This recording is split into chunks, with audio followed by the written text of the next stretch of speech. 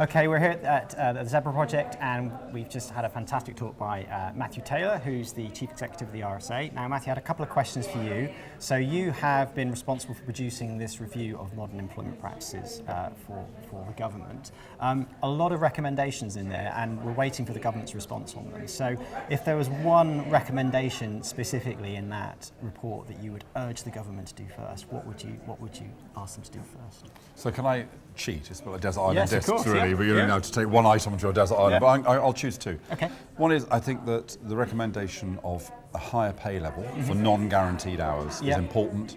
I think we have to recognise that if you don't have certainty around work, it makes your life more difficult, hard to get a mortgage, harder to get a loan, and in the end, what is tending to happen at the bottom end of the labour market is a transfer of risk. So companies don't know whether they're going to grow or shrink. Well, they don't have to have that risk. They'll put it onto the workers by not guaranteeing those workers hours, have 0 hours or low hours. And there's something fundamentally wrong with 0 hours or low hours contracts. But I think if firms want that flexibility, if they want not to promise you, Dominic, how many hours you'll have next week, then I think they should pay a little bit for that transfer of risk. They should pay a slightly higher wage for the fact they're not guaranteeing you those hours. That's the first thing. The second thing is I had measures to make it massively easier for people to have independent representation at work. And I think, again, particularly for that most vulnerable group, this is really important. Having someone you can go to raise a concern, worry about management, the way you've been treated, who can then raise those concerns with management in a safe way, and there will be no recriminations.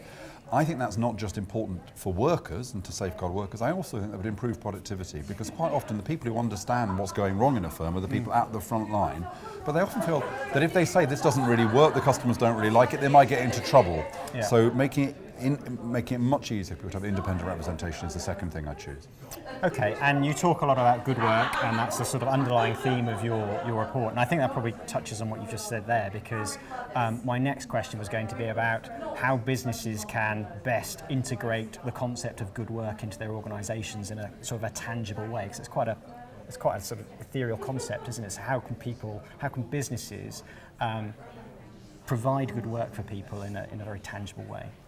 I think two ways, really. I think, first of all, discuss it, and then secondly, measure it. So ask the people who work for you, what does good work mean to them? It means different things to different people. And, look, where you are on your life course matters. Working as a courier for Deliveroo when you're a student to earn a bit of extra money is absolutely fine. Not many people would feel that way if they've been doing it for 10 years and they didn't have a kind of a permanent contract. So find out what people want, recognise that different people want different things, but then having established what people want, having established what matters to people, then measure it. And even more, I would say be open about it.